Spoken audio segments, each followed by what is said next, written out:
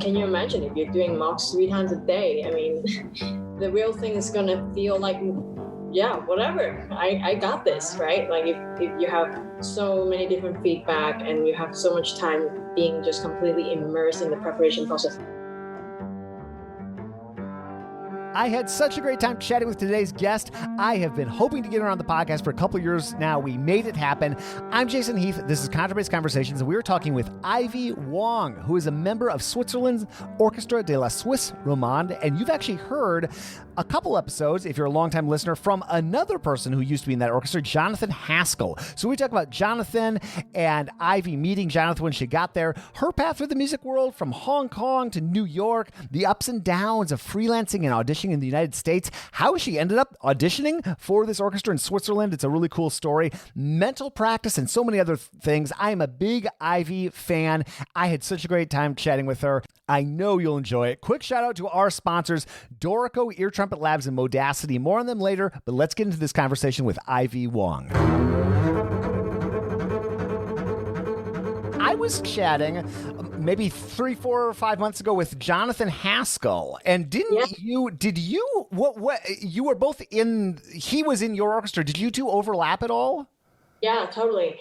So it's really funny because I was studying in New York at the time. So Oren O'Brien, when she found out that I got the job, she said, "Oh, I have a great friend there. You have to write him. He's such a funny guy and an amazing foodie and like so into music." So then actually he was the first guy, I guess, in the orchestra that I spoke to, aside from one friend that I already knew. So I played as a 2 team member and he was co-principal. And then actually the job I have now that I'm on trial for is his old job. So after he left, I took the audition. So now I'm the co-principal then. Wow. Have you ever read his murder mystery novel about a double bass? I don't have a copy. I have to call him. I will send you a copy. I have one on my computer. It's so we have this incredibly bizarre. It's such a small world, right? But one of my really good friends from Chicago, a bassist named Scott Rosenthal, grew up with Jonathan. They grew up in the same town in suburban Chicago, and Scott said, "You have to contact this guy Jonathan. He's like the one of the most interesting people you'll meet." And there was nothing about Jonathan on the internet at all, except like I think his profile page for the orchestra. And so then I start talking to him, and we had this weirdly large amount of things in common. Like he went to the University of Chicago, which is not a performance school. I'll just say my wife went to the University of Chicago, and then he brings up this murder mystery novel. I'm thinking, what? So I start reading this, and it's really good. It's really good. So I kind of helped him get it out into the world a little bit. And so I mean, just what a bizarre world. He wrote a lot. He told me he has a lot of interest. Super interesting. Yeah. Yeah. Well, this article came out in the Chicago Tribune about reflecting on his career. I think it was about 40 years of being in the same job and just how rare that is. And I might be getting the details wrong, but it was an interesting reflection. And then I talked to him, and he said, "I take it all back. I don't believe anything I put in that," or something along the lines of that. Really? Yeah. It was. I'm kind of blanking on the details, but. I need to. No, I will look for it. I'm starting a list, Ivy. I've got 2 things to send you already, so I'll make sure to pass them along. I mean, I'm a bit ashamed that I don't know this. I mean, I was next to him for like 3 years. So. Well, it's amazing what you don't know about somebody when you're on the job too, because you're there to do a job and you're talking backstage or this or that. But some of those things, like there's a bassist I've played with a lot in the San Francisco Symphony named Charles Chandler, and I've learned so many things about him just from doing podcasts with him that I never would have found out just because you're rushing to work, you're warming up for the Nielsen 5 or whatever nightmare you got that week, and so.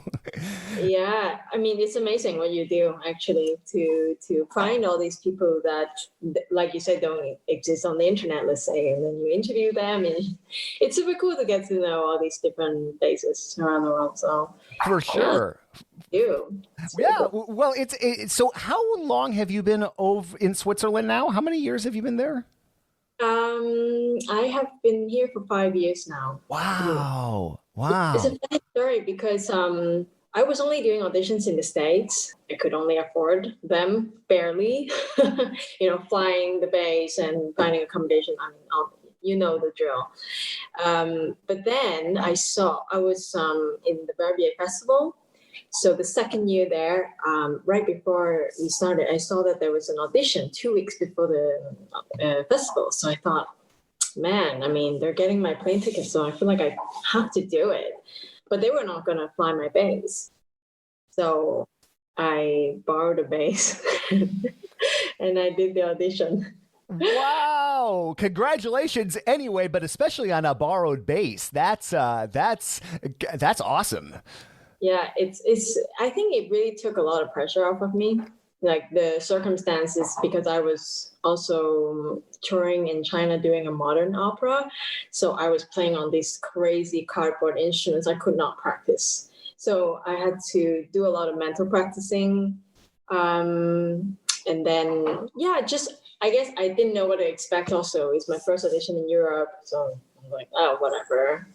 Isn't it kind of interesting though how sometimes you get into a situation that's almost like a ridiculous situation? Like, I've been touring, I've been practicing, I've got some random bass I'm going to borrow, and in a way it takes all those expectations you might have off of you.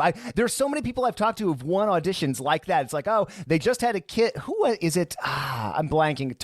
But somebody in either Buffalo or Rochester, I'm forgetting. But he had just had a kid and had been kept up all night. And then some like crazy crisis. It's the sort of thing that most people would just cancel the audition. And he drove, got out the bass, won the audition, drove back home to take care of the kid, something like that. That's really cool. Yeah, exactly. It's exactly that. Because, my first audition was in Buffalo and I advanced. So I was like, okay, so this is the minimum. I must advance every time now, right? And then all the other auditions I did after, I didn't advance. Like, I put so much pressure on myself because in the States you get 3 months preparation time, right? And you get 200 people and you're just like, don't mess this up. You really need this job. Like, you spent so much money, you spent so much time, you have to get it. And then you get in and you're so stressed out that you just mess up like I did within 10 seconds because I'm just super self-conscious and I was just crippling in anxiety. So yeah. So I think this was really cool, like to experience success in this unexpected way. But mental practicing is really the key, I think. Wow. Well, it's so liberating if you can get into mental practicing because you can practice anywhere, anytime. You don't have to worry about disturbing people. But I think we're so hung up on the physicality of the instrument. And obviously we have calluses and we have muscles and we have to use them to a degree, but it's really cool that you discovered that. Yeah. Well, because actually I also struggled with some injuries, right? So especially when I was in SUNY Purchase, Purchase College for undergrad. And then I went to Juilliard for a master's. And in Juilliard, I really was working nonstop. I felt like I needed to catch up somehow. And then I had so much work to just pay rent. It was very difficult, even with scholarships. So I was working like 5-6 jobs at a time and taking all the gigs I can. So then when I'm not doing that, I'm trying to practice. And my instrument was it was a bit high. And I didn't really realize at the time. And then I just thought, oh man, I'm so weak. I need to get stronger and whatever. And then I just seriously injured myself. And it was this like cubital tunnel and carpal tunnel syndrome on my left. And carpal tunnel, I have both my hands actually. So I still have that. But and that's also why mental practicing is really important. And for me, during the mental practicing, you can do so much. I mean, there is learning the part already. First, just reading, and then being really mindful of the expressions and how you want it to sound like, and then it gets into feeling the bass and feeling the sensation of the vibration, I guess, on both your hands under your finger. I actually visualize and imagine those things, and I try to feel them. I mean, I could be sitting on the tram and then I would be imagining what bow speed I want and where in the bow I would like to play, how to distribute the bowings and working out bowings, working out fingerings. Because, I mean, we are experienced at this point, right? Like we know how we feel. And then when you're figuring out fingerings, you're like, am I just doing this so that I could stay crippled longer, so that I don't challenge myself to work on the fingerings that can be accomplished, but I'm afraid? Or is it really that it's not the best fingering for me, right? So you can ask all these questions, and then when you get to the instrument, you're super excited, right? Like you're just like, I can't wait to try these things. So it's not like you take out the bass and then you have no plan, right? It's just that you have all these, you write down the list and you think about these things, and then when you get to the instrument, you're super stoked and super happy to work. And so I find that it's a great way to practice. Yeah. I would get so frustrated with myself when I would be making mistakes in my mental practicing. I would like miss a shift mental, I was talking a couple of years ago to a Danish bassist named Kenneth Knudsen. He's a jazz bassist, tours all over the place. And he had a really good, because I was asking him about how do you keep getting better when you're constantly on the road and hotel rooms and borrowed basses and stuff. And he just talked about, he would dedicate a period of every day to just working on his musicianship, whatever that meant. So if he was on a plane, maybe he'd be listening, or maybe he'd be going through things or doing it. And I kind of like that idea, but because we spend so much and being on the tram, like you were saying, that's such a great way to take advantage of those interstitial moments and work on your craft. Right, like you come from practicing actually, and then you're still kind of left over. You still have some thoughts and. Yeah, so it can come naturally, but you can also make yourself do it. If you have a trip coming up, you're like, okay, just going to do, 45-minute work, and then Netflix 45 minutes. And then, like you can negotiate, bargain with yourself, and it's fun, I think. Yeah. I'm so happy that my course, Beginners Classical Bass, is out in the world on Discover Double Bass, and we've been getting some great feedback. Here's Barry Green, instructor of bass at The Ohio State University, former principal bassist of the Cincinnati Symphony, and author of The Inner Game of Music. Barry writes about the course. This wonderful, extensive course includes 14 chapters of 66 lessons, varying in length from 1 to 8 minutes each. It is so comprehensive. While it is called a beginner's course, this only means that the course begins with the parts of the instrument, including how to take the bass out of the case. However, it also takes the player through the most advanced left and right hand techniques, including shifting, pivoting, harmonics, positions up to the thumb position, tuning the bass, scales and arpeggios, as well as left hand techniques of dynamics, bow placement, articulations, including portato, staccato, and slurring. Barry, thank you so much. And folks, if you haven't checked it out, you can find it through the link in the show notes, or just visit discoverdouble.com/Jason Heath. This episode is brought to you by Dorico, the advanced music notation software from Steinberg. And one of the things that is a very intentional decision, but also a little perplexing if you're coming from other pieces of software, is that when you start, there's no time signature. It's just a single quarter rest. That opens the door for so much creativity. And here is Daniel Spradbury, Senior Product Manager of Dorico, on why they made that design decision. We really wanted to make it clear that when you start a piece of music in Dorico, it's really like starting from a blank piece of paper, no matter how true that really is in Sibelius and Finale, because of course you can change all those things, sometimes at a cost. If you've already written some music in Finale and then you change the time signature, you can have a lot of ties and all sorts of other stuff to clean up, which you won't have in Dorico. But it's just that kind of hopefully inviting. I mean, some people might say, oh, it's a bit daunting. There's literally nothing there but 1 quarter rest.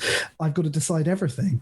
But yes, you do. You're the creative person. You do have to decide everything. This is one of the many design decisions that I think is totally brilliant in Dorico. It has opened the door for my own personal creativity, and it's such a beautiful product. I can't say enough good things about it. I use it every single day. There is a free version, Dorico SC, that gives you practically all the options that the full version of Dorico gives you, up to 2 stabs. So if you're doing bass duets or any kind of duets like that or exercises, that's more than enough. Dorico.com will take you to their page on Steinberg's website. And thank you so much for sponsoring the podcast.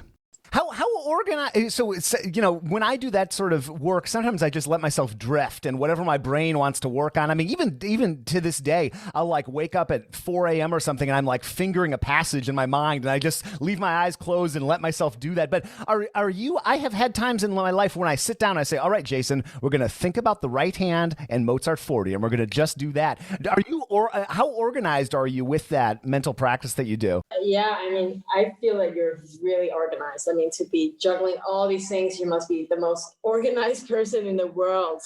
I mean, I think I preach better than I practice for sure, So when I design some programs for my students to prepare them for auditions, I hold them accountable, and I'm so much better at preaching than I am to do it myself.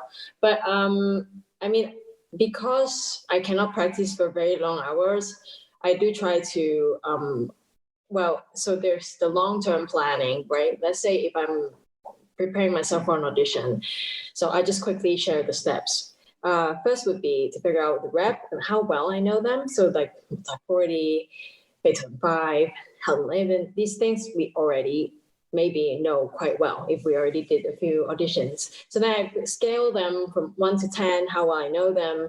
And then I actually just count the hours that I have from the day I'm doing this to the day of the audition. How many hours do I really have? Like if I am practicing 3 hours a day with one rest day per week, let's say, and I have to find enough time for mock auditions at the end, because when I'm doing mock auditions, maybe the same day I will only practice 1 hour, right? So I really count the hours. So let's say 96 hours, something like this. And then I divide each excerpt and each solo, how many hours I have left for them. So I can really visually see like, oh crap, I only have 3.6 hours for Beethoven 5 or something like this. And then you really won't waste time then, right? Like you really will just cut straight to what needs work, what needs to be better, and how to get to that level of being able to nail it every time musically. So, and very stable, things like this. So that's kind of the process. When I'm preparing for an audition, that's what I do. Yeah. But I mean, nowadays, I'm not preparing for an audition, so I'm definitely less organized. I'm just kind of, I let myself just do whatever sometimes. Yeah. Well, and I think it changes so much when you step through the door, right? And you're on the other side and you're in an orchestra and you have a job, and maybe you take auditions in the future and you go back into that mode. But it's just interesting how your priorities change when now all of a sudden you have in non-pandemic times, at least, rep to learn for concerts, and you're doing teaching, and you might want to be working on solo rep or some sort of project outside the orchestra to keep you creatively fulfilled. What did you think? Your background is fascinating, and you, if we go back to like SUNY Purchase, because you got an arts management degree too, right, for your undergrad. Like, what did you think you were going to be doing 10 years down the road, whatever? Yeah, I think it's funny because I didn't really plan to go into performance. I think the whole time, this is the funny thing. Maybe nowadays it's not true anymore, but I grew up in Hong Kong. And I think a lot of times you don't think about being a musician as a real job. They just think like, oh, it's a backup plan in case being a lawyer, being a doctor, being an accountant, being an awesome, I don't know what, doesn't work out. Then you can always get a degree in performance because everyone plays an instrument there almost.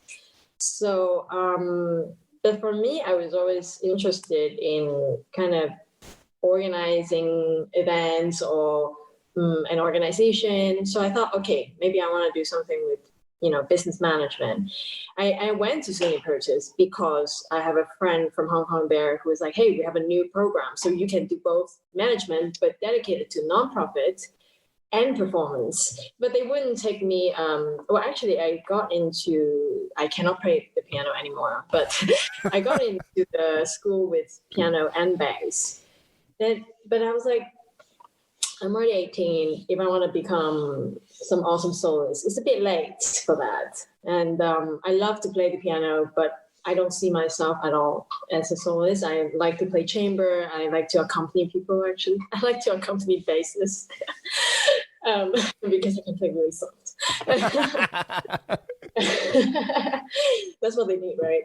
Right. And so then I was kind of into the idea of being able to do 2 degrees at the same time. And then, I figured the piano part, if I'm in an orchestral program, I will meet a lot of musicians. Actually, if you're a piano major, you end up being in a room by yourself all the time. Like, you don't see anyone. So yeah, I had a blast. I didn't think that I would necessarily do performance. I was always interested in doing internships with, orchestras, or I was working. I proposed myself to David Gage string instrument because I had a summer free, and I was like, "Hey, do you need someone? Can I be your marketing intern?" Just like that. And basically, they're like, "Well, not really." But Sam Finley was awesome guy and so kind, and he was like, "Yeah, okay, just come." So I got to be in that amazing environment, and just meeting a lot of awesome people. And but actually at the end, I ended up just getting more competitive. Like I don't know, it was just natural that I went into trying to get an orchestral job. And so I'm glad it worked out, because there were times when I thought, my gosh, I don't know if I can win a job. I'm really worried. I think that happens to quite a lot of people, especially now. I think it's very difficult. Well, for me, I think about I would see the dollar figure in my mind for whatever audition I took. It's like plane ticket and the bass and the hotel room and that pressure, like we were talking about earlier, and kind of a little bit like you. It sounds like I did well at my first auditions, and then you could graph my audition progress. I did like worse. I went from getting into the finals to occasionally advancing to never advancing, and unlike many people, I never really cracked that nut. I just gave up, and now apparently I do this, whatever it is I do now. But it's been I have a great friend that I was auditioning with at the time named Kate Nettleman. She's now she actually was principal bass of Hong Kong for a few years, believe it or not, and then she's whatever second chair is in the Minnesota Orchestra, assistant or associate principal bass in Minnesota. But she and I were freelancing in Chicago, and she is somebody. She was in the New World Symphony. She got into on the Chicago Symphony sub-list. She had advanced some things, and then she went through this long time. And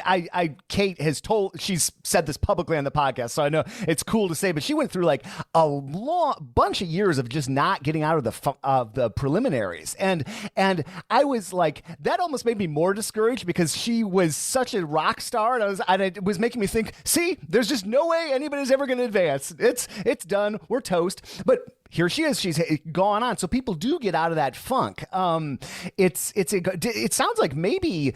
Well, when did that injury happen? Before you started taking auditions, or were you already taking auditions when the injury happened for you? I was already taking auditions. Yeah. So maybe for you, that mental practice shift, just having to practice differently. I wonder if that had something to do with ultimately winning a job.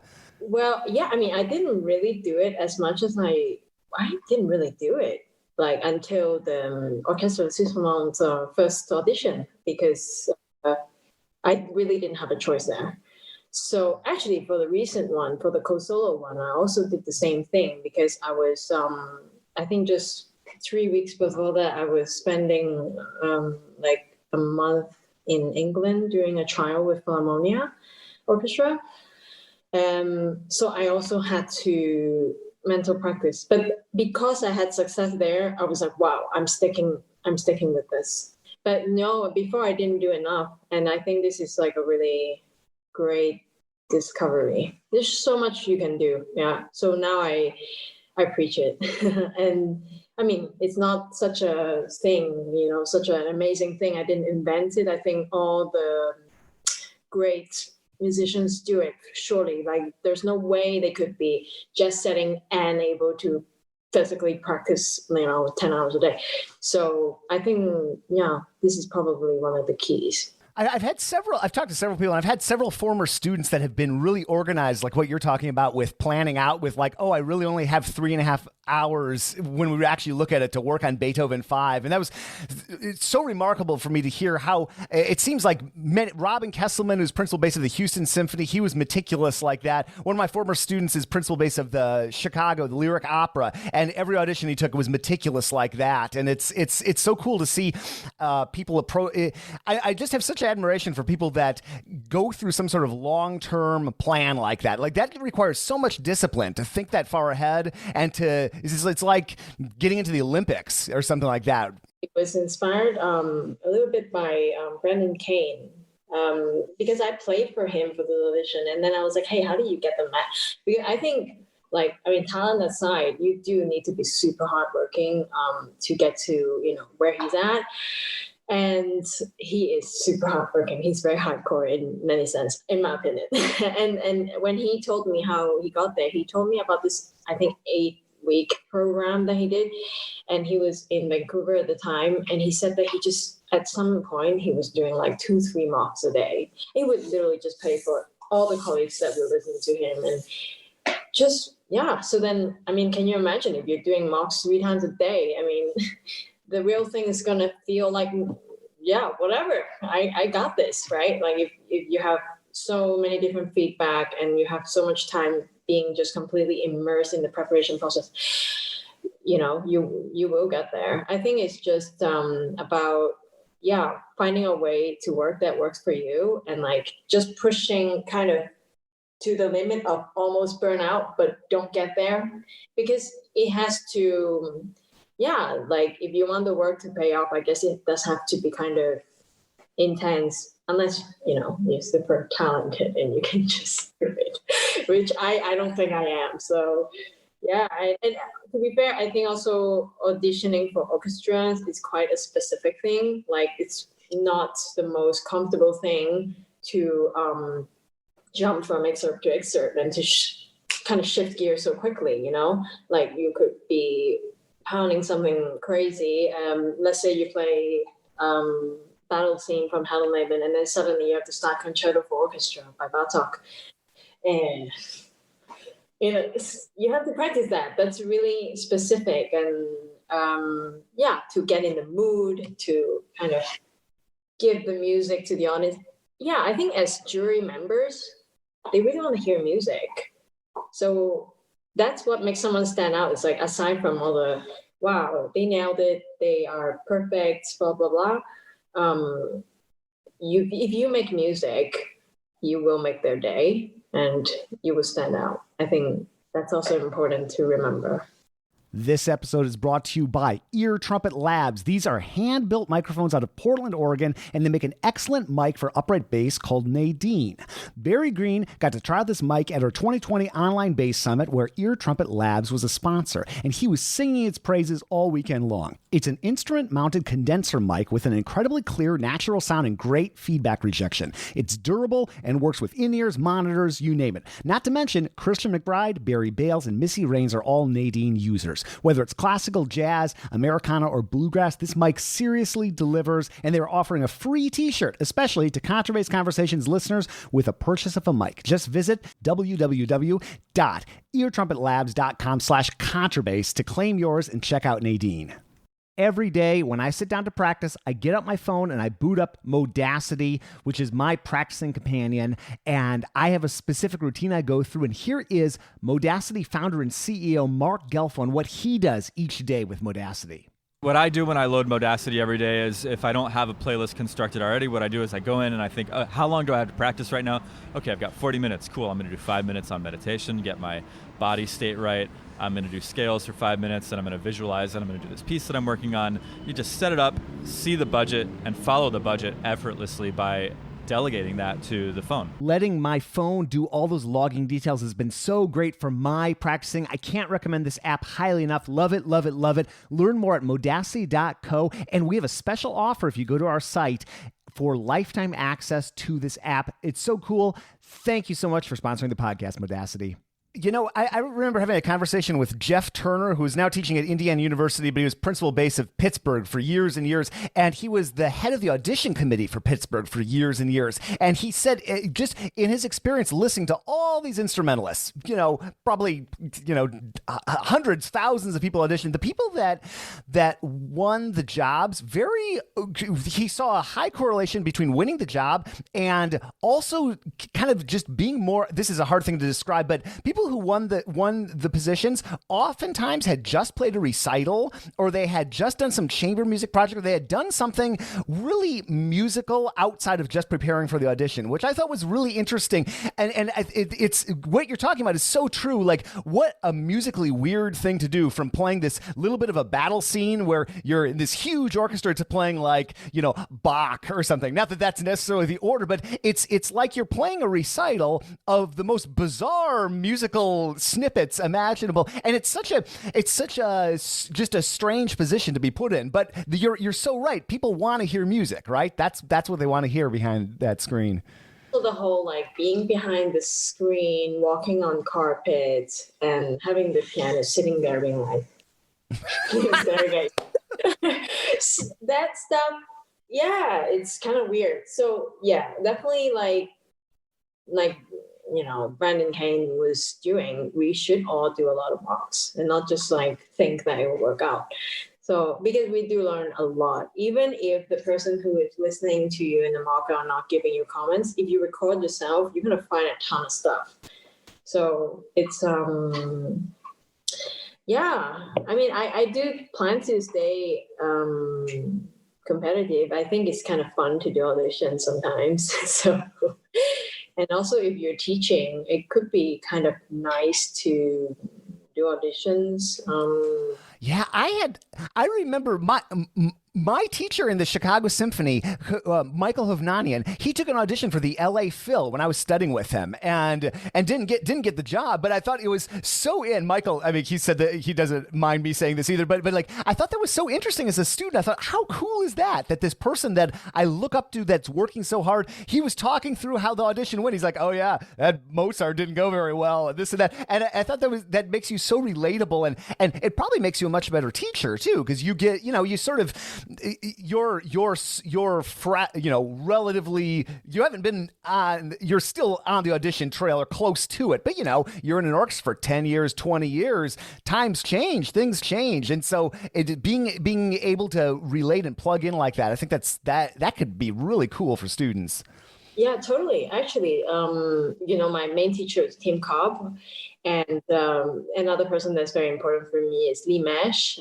And they were both still taking auditions, right? So I actually had the chance to see Tim just go running through the Mahler one solo. I mean, that's the kind of hangout they have, I guess, just with Thompson and John Schaefer at John Schaefer's place. And he would just play it over and over again, and really working on the tiniest thing that I couldn't even know what he was actually working on. I was like, sounds great to me. But he just, it's an 8-bar thing, and he just was spending over an hour on it. And to see this guy who has a crazy busy schedule and family and all these things to do, to be that detailed and spending that much time and attention on his preparation, yeah, it is inspiring, and it just shows you what it takes, even if you're a child prodigy, even if you have worked hard your whole life, if you want something, you want to win an audition, you kind of have to do that. But he came, I think he was the runner-up, and then when before I left, he got the job. So really cool to be competitive at age, I don't know, 50 or something. Yeah. I don't know. Well, I remember I was at an ISB, or I might have been watching the video. The video of this session. I don't think I was at this particular session, but Scott Pingle, the principal bass here in San Francisco, he did an hour-long clinic on, or set. It was like a lecture basically on the Mahler one solo. And I remember it's 17 minutes in, and then he says, "All right, now we're going to talk about the second note." I mean, the amount of detail. But that's why Tim Cobb or Scott or whoever, that's why they are where they are. Probably is because they have that kind of detail detail mindset. And, I was so fun. I just got done reading a book and interviewing this horn player named Dave Krebel, who was hired by Fritz Reiner. So Dave got into the Chicago Symphony in like late 50s or something like that. He was, and then was, I think, co-principal horn maybe of the Chicago Symphony, then was principal horn of the Detroit Symphony, like in the Motown era, and then was principal horn of the San Francisco Symphony here for 20 years, and looks great. You wouldn't believe that I'm talking to him. I can't believe he's telling me these Fritz Reiner stories, but it just made me think how different the process is, right? Because how did Dave get hired? Well, he went to Fritz's hotel room and played for Fritz, and you're in, right? And the only reason he got that opportunity is because he was studying with Philip Farkas from the Chicago Symphony. And then that was that era where you would get fired on the spot for anything, right? Union? What union? And so how the introduction of the screen, actually fair, or as fair as they can be, audition practices, and it's remarkable. And it was just interesting to talk to somebody like that. I mean, these people are still alive that were hired in this radically different system. So it's just interesting how much is, I mean, that seems like a long time ago, but it's not really that long a time ago if you really think about it. 50 years? Yeah. Yeah. Mm-hmm. No, it's pretty crazy. I mean, there are advantages and disadvantages. It's a whole other thing that, I mean, you can get into. I'm not sure what the answer really is. I mean, to be fair, it's very good. But yeah, definitely it's kind of funny to hear kind of the loss of character, though, in different orchestras. I mean, I hate to say that because I'm really all for being fair and stuff. But yeah, I guess the art is a very subjective thing, and yeah, sometimes if you want to have certain identity, maybe you do need to have an unfair process. I don't know. Well, it's interesting for me I haven't taken an orchestra audition in, I don't even know, 20 years at this point, but it was interesting to move into the more sort of squishy soft skills of whatever it is I do now in my career. There's something, I mean, love it or hate it, there is something I find kind of beautiful about just how objective, or this is my perspective, an audition is, right? Like I advance or I don't advance, and there's a reason. And it's not because they secretly don't like me or they knew my number was 36 and they don't like Jason Heath. It's because I played out of tune, and okay, I can get better at that. There's something, and maybe it's a great system, maybe there's room for improvement, maybe it's a terrible system, whatever. There is something I find kind of beautiful about that, and it actually felt more. I felt more hurt when I actually started to do things that I would interview for like a university position and not get it. That felt more personal because it's like, it's like, oh, we just didn't like your Bach, or we didn't like your Mozart 40, and the other things, it's like, no, we didn't like you, and so it was just kind of interesting for me. Yeah, I think this system is cool because it becomes more like a sport. Like there's some kind of sportsmanship in there. Like you can get knocked down, get back up again, because really it's okay. Like it's not like they know your name. They don't know who number 36 was, and number 36 would be number 15 next time. So that's really cool. It's true. Like. And by and large, they want you to do well. No one's sitting behind a screen wanting to hear nervous playing, wanting to hear bad playing, wanting to rush it, right? Everybody, that's such a tough thing to realize, I think, when you're in that, large room of people, when you're there and you're just playing for a blank wall, but there are humans behind there, and they're musicians, and they want to connect with you, and they want to hear beauty, and it's just one of those things I think is really hard to wrap your brain around. Yeah, it's true. Yeah. So yeah, like I said, I do love the process, and it's kind of funny. I still want to do it. I know a lot of people say like, oh, you got a great job. Like now you can just stop practicing. I don't know. I find it kind of fun. Well, and you are where you are probably because you have that attitude, and I think I see, you look at players in some orchestras that I've looked, people either they maintain that edge or they don't. And that edge could be maintained by taking auditions. It could be maintained by maybe playing you have a duo that you play concerts in or something. It seems like rarely does just playing in the orchestra, and there are many demands, it seems like rarely does just that keep your edge. You know, it seems like people have to have something on the side, no matter how good the job is. The people that, you know, they've been there 20, 30 years and they're still playing like gangbusters. Usually it seems like they've got some sort of, or maybe it's teaching, you know, and if they frame it the right way, but it seems like it seems like orchestra musicians almost always have something on the side if they stay sharp. Yeah, even if they're playing another instrument, I find that it keeps them really like sharp as a colleague. Yeah. So yeah, definitely I have a lot of colleagues like that I really appreciate and yeah, admire. So I'm in like a pretty good environment. So yeah. Yeah, what's it like? So, did you picture yourself living in Europe? Was that here you are? What's it been like? What's life like in Switzerland? It's so funny. I didn't imagine living in Europe at all. Like, it's just so shocking, but yeah, also so calm at the same time. So after living in Hong Kong and New York, of course, Geneva is very, very calm. But actually, I didn't mind. I feel that having the space to kind of, I don't know, be more introspective or whatever, and to enjoy the nature is really, really cool. And here it's really a true melting pot in the orchestra. Like just in my section, I have a Spanish guy, the Chinese principal, there's me, and then a Romanian guy, a Bulgarian girl, and a French guy, and a Swiss guy. So it's really, wow. Just even in one section, you have all these different backgrounds.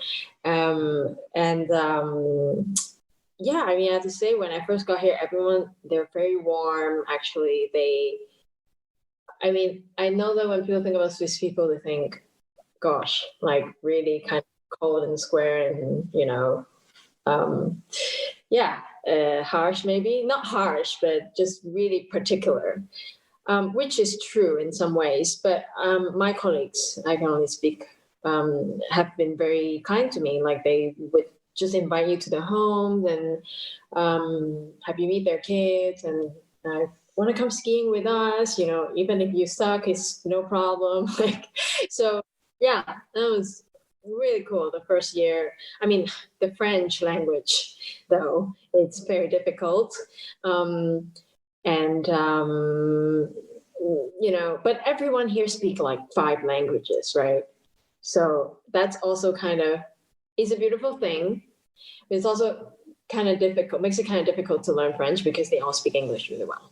Yeah, that's the challenge, right? Or if you go to Germany or something like that, as soon as you try to say one thing, and my German travel is much more extensive, so you know, you try to say one thing and boom, they're into English, as good or probably better than my English. Yeah, and you're like, I just want to practice my German, and they're like, yeah, but I want to practice my English. I'm like, no, and is this never thing? Like, yeah, but actually, it's fine now. Like as soon as you accept that you will not be perfect, you will make mistake, and you will sound like a 4-year-old for a while, then it's okay. Then you can get over it and kind of progress. But it takes me, yeah, it's hard because I can hear the differences in the tone. Like in my mother tongue in Cantonese, there are 9 tones, right? And it helps me tremendously in learning the French language, I think. But because I can hear that I don't sound like them, I'm very self-conscious. So then I don't want to speak when I don't sound like them. So, but it's like a very unreasonable thing to expect of myself, you know, not having. But anyway, this is a bass podcast. So no. This is a whatever podcast. That's the secret. There's bass in the title, but that's the dirty secret of this podcast. Well, you know, it's interesting. I'm thinking again about my friend Kate Nettleman, who went to she went to Juilliard, also studied with Homer Mensch, and then, you know, playing in Hong Kong. And I asked her when I saw her again after spending time in Hong Kong, I'm like, what's Hong Kong like? And she said, take Manhattan and blow it up bigger. You know, it's like Manhattan, New York, but on steroids or whatever. So I guess you were probably used to that kind of that level of energy. Oh, I'm sorry. Why am I asking you Potsdam? Sorry, I'm blanking. But yeah, Perseus. That's the beauty of editing. Okay. for the people from New York City, everything from the Bronx is upstate, right? So actually, it was it's like an hour and 20-minute drive, I think, from New York City. Oh, so it's close. In a car, so I would have to take the school bus to the train station to take the Metro North to take the train into the city. So I didn't go to the city all that much. I was pretty much blocked up there. It was super weird. I mean, yeah, it's super weird because I went from a very kind of conservative environment. Like my parents are liberal people in their minds, but then I was going to a girls' school where there are like a ton of rules, right? So then I went from that environment to, I mean, people walking around bare feet, you know, with a bong in their hand and, you know, really liberal arts college vibe. And being basically stuck on campus, you know, you're not close to anything. I mean, you're in the woods, actually. So that was really bizarre. And I think it really kind of shook me up in terms of personal development.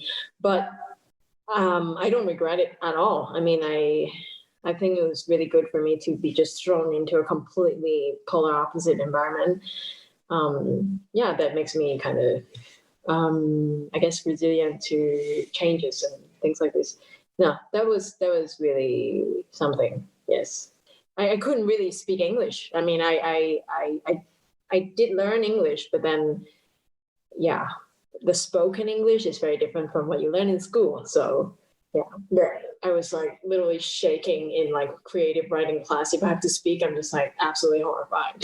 But then, hey, I got over it and it's fine. How long did it take for you to feel fluent? Because I mean, no one, anybody listening would assume that you've been speaking English since you were born. You know, so did that happen during undergrad? I'm assuming it did, but yeah, during undergrad, I think. Yeah, probably by my, I don't know, second year, third year. I don't know. Yeah, yeah. So I think. Yeah, to learn well, you need to be in an environment where you don't get to speak your mother language. So that was perfect for me. Yeah, that's one of those things. I've just never had that experience in my life. I'm on like day 800 of practicing Spanish every day, just because I keep finding myself, for what I'm honored, but I keep finding myself in Spanish speaking countries and situations, and I'm the loser who doesn't speak Spanish, and so everybody is native tongue Spanish, but they're speaking English for me, right? And I'm just so sick of. And I found myself in northwestern Spain maybe a year and a half ago, and I was doing a clinic for a few days, teaching all these little kids who only spoke Spanish with this great Galician accent, you know, and it was so funny. So that was trial by fire. I got a lot better in just those few days because I was like, I can demo, but if I need to do anything with language, there is no English being spoken in this room. So one of these days, kids are really great because like kids are so honest. Like they just tell you when. Why do you say that? Why do you say it like this? And it's just perfect. I mean, yeah. Oh, that's really cool. I really want to learn Spanish too, but I'm just like kind of occupied with French at the moment. But I would love to speak Spanish because you can just go anywhere. I mean, all of Latin America. Right. Yeah, that opens a lot. That's one of those languages that opens a lot of doors. So, so New York City must have felt pretty, that energy of New York City. I mean, I don't know where you lived in Hong Kong, but I'm guessing it's probably a very New York City kind of level of activity. Do you thrive in that kind of environment? Like, do you miss that New York City energy? Or, because I mean, there are some people that they're addicted to that, you know? So interesting. Yeah. I mean, yeah, I think I do thrive in that kind of environment. It's true. Like, for example, when I did that one patch of trial period with the Philharmonic Orchestra was 10 days, I think.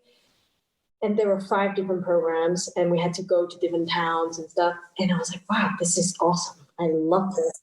I love like, not sight reading, but like, yeah, kind of, you know, like just, it's just really cool because I would arrive at the job here in Switzerland already knowing a lot of raps, because I in this New York freelancing scene, right? Like you just take whatever gig you can, and you add. Yeah, okay, maybe they're not the best gig in the world. You don't put on the best concert sometimes, but you learn so much rap. It's so cool to arrive at a job, be like, yeah, I know all the Beethoven Symphony, I know a lot of Mozart symphonies, and I know a lot of Strauss, I know even some operas. So then, like, that's just an awesome thing to have from New York City. And I really love that about New York City, where yeah, I mean, it was a little bit hard to survive because, you know, you're trying to go to school, you're trying to work, you're trying to practice, trying to get a job. And so I didn't actually get to enjoy it to the fullest, let's say, you know, when there are great artists coming. I didn't always get to see them, but I got to see so much stuff anyway. I mean, just being in school. So I miss that for sure. And I miss jazz music, just being readily available. I miss that a bit. I mean, of course, I'm not complaining about my situation at all, but I definitely think in a lot of ways I thrive in that environment when you're kind of surrounded by like-minded people or people that are very motivated and always trying to look for like the newest, latest way to do things. Not really about like defending tradition, but more about like pushing forward whatever that they're doing. It's really cool. I mean, it's tiring, but it's really cool. Yeah. Yeah, it's one of those. I love cities. I don't love cities during this stinking never-ending pandemic. I'm talking to you from North Beach and just right off of downtown San Francisco. So I really wish I was somewhere a little more rural right now. But just in general, you know, I love that. And for me here, that the whole tech environment, which has positives and negatives, but it's a really interesting dynamic place to be walking by, and I thrive in that type of environment musically, and in terms of jazz. Oh, I love going to New York City. I have this great, and you know, it's the only truly 24-hour place we've got in this country here. I have this great memory of the ISB convention in 2017. It was in Ithaca, New York, and I had my flight didn't leave. I don't remember how this happened. I found myself at Newark Airport at like 10 p.m. and my flight was 7 a.m. the next day. And I just hopped in an Uber, went to Manhattan, and I just wandered until the sun came up. And you know, I'm eating Korean food at 2 a.m. in a restaurant. I'm and that you cannot do that here in San Francisco. This place, everything shuts down by 11 p.m. You know, yeah, I mean, with a few exceptions, but New York, I mean, it's that energy, and that's such a cool energy as a musician too, right? Super cool. Yeah, it's really cool. And even just like being in the subway, just people watching, so interesting.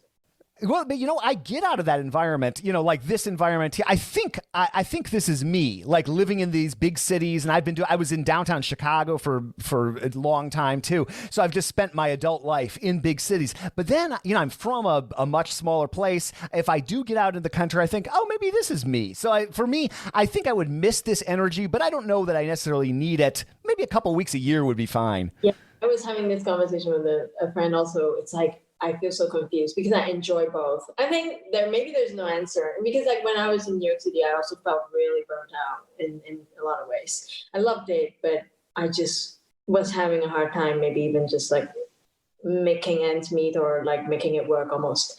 And no, it's really, I think the nicest thing is that we can have both. Well, when we can travel again. Oh, I know. Well, so what's it been like? I remember talking to Jonathan, this is several months ago, about, it sounds like there were some concerts happening with your orchestra, or like what's... Yeah, I mean, I played a concert last night, but of course, no public. So we're doing a lot of stuff right now, just video recording for YouTube or broadcasting on the radio.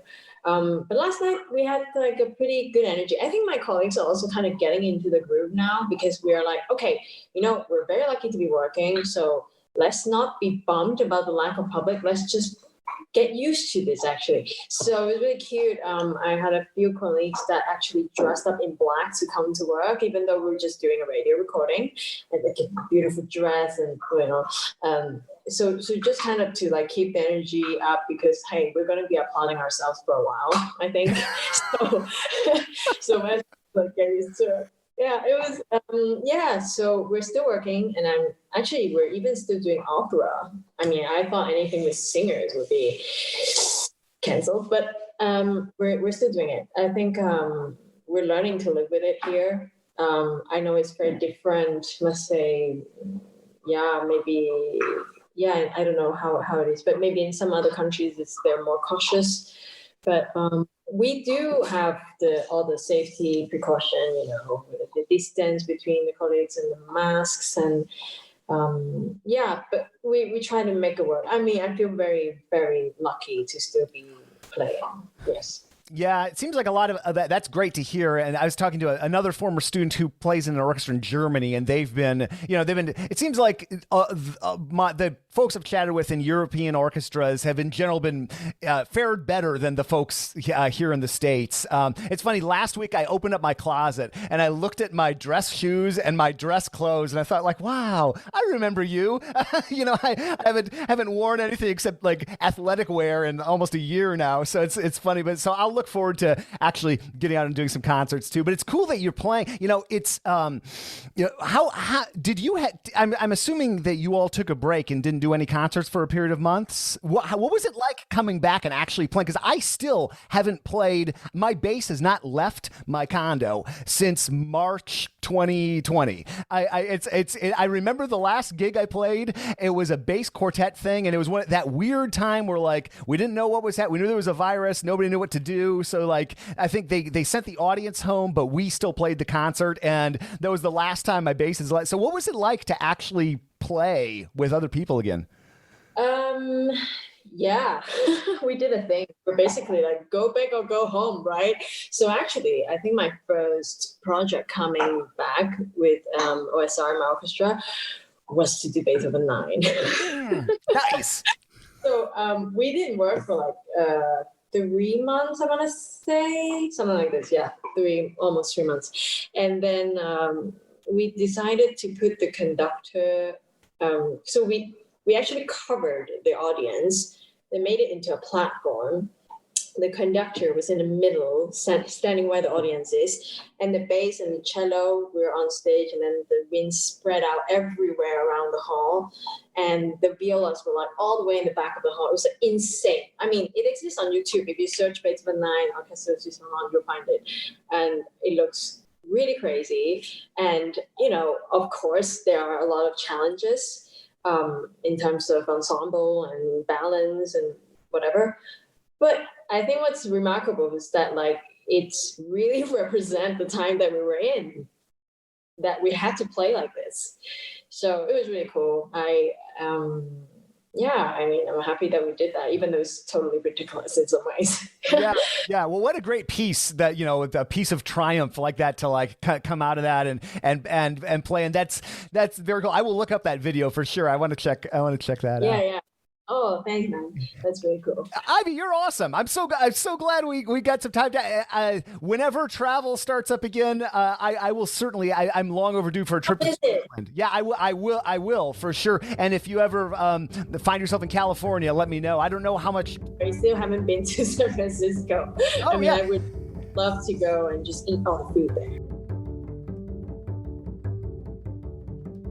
Ivy, thank you. That was so much fun. I hope you had a good time. I had a great time chatting with you. And folks, I hope you enjoyed this conversation. It's what I love about the podcast. It's a chance to turn off all the devices, sit down with somebody, talk shop, talk life, all that kind of stuff. And yeah, it's something that I find incredibly enjoyable in my own life. This is episode 4 of 4 for my personal Jason Heath work on the podcast, where I do these intros and outros. It is 5:06 p.m. on a Friday, and I always try to wrap up by 5, so I almost made it, not quite, but that's okay.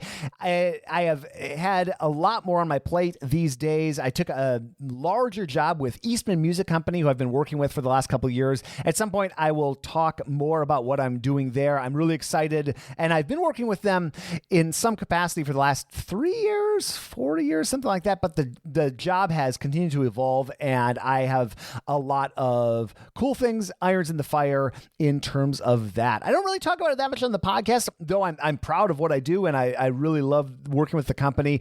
I'm always feeling like maybe I should have some separation between that and the podcast, and I kind of have had that separation, although it comes up in conversation and I mention it, so I'm not hiding it. Certainly, I'm proud of the work I do there. At some point, I'll probably talk more about it. There's a lot to talk about. That's why I'm not. It's like it would be like a 25-minute conversation about all the projects we're working on there, or zero. So anyway, I am finding my days much more full, so I'm frantically trying to get these podcasts in at the end of the day. And a logical question, I guess I've already missed my goal, so I'll yak a little bit longer here. A logical thing to think about would be like, well, why don't I scale down to 1 episode a week? Why do 2 episodes a week? And that's a good question. I would never recommend anybody do 2 episodes a week, but here's my thinking. I don't know, like 4 episodes a month, that doesn't seem like that many opportunities to connect with people. And that seems like there's so little slack in the system, because I have moments where all of a sudden I talk to all these people and I don't like to get in a situation where I'm not wanting to talk to somebody because I have so many in the backlog.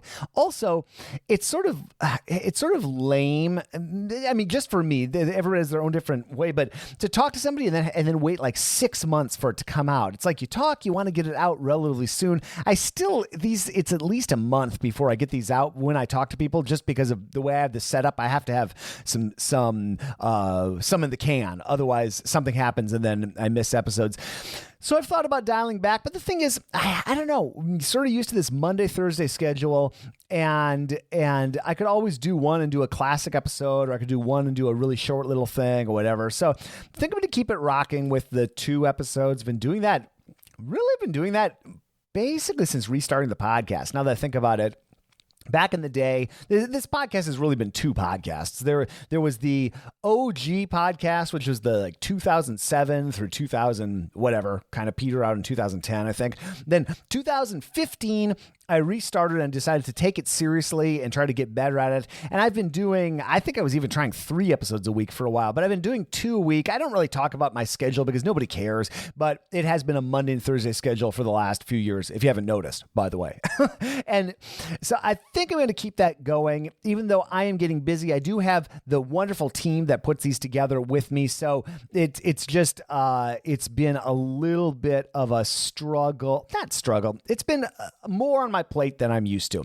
It's okay. I welcome it, but I try to do a video a week on YouTube. That is something I really have struggled with, but I have gotten into the rhythm of doing that. And I have these 2 podcasts. So 3 pieces of unique content a week, plus the Eastman job. It's a lot. And whenever travel comes back into the picture, I'll probably have to, well, who knows? We'll figure it out as we go. But for now, we're going to keep this rocking just as is. So speaking of the team, let me thank them. Michael Cooper, Steve Hinchy, Mitch Mooring, Trevor Jones, and Krista Copper. Mitch makes beautiful basses in the Dallas-Fort Worth area, and I'm a fan. Learn more at mitchmooring.com. And I'm a fan of everybody that works on this podcast, and I'm a fan of you for listening. And to get to the end of the episode and this outro, you are either running and you can't get to your phone to turn it off, or you're a super fan. Either or well, it's probably one of those 2. So thank you for listening. We'll close out here. I'm Jason Heath. This is Contrabass. How do I close this out? I'm Jason Heath, your host. That's right. That's what I am. And we will see you again soon for more life on the low end of the spectrum.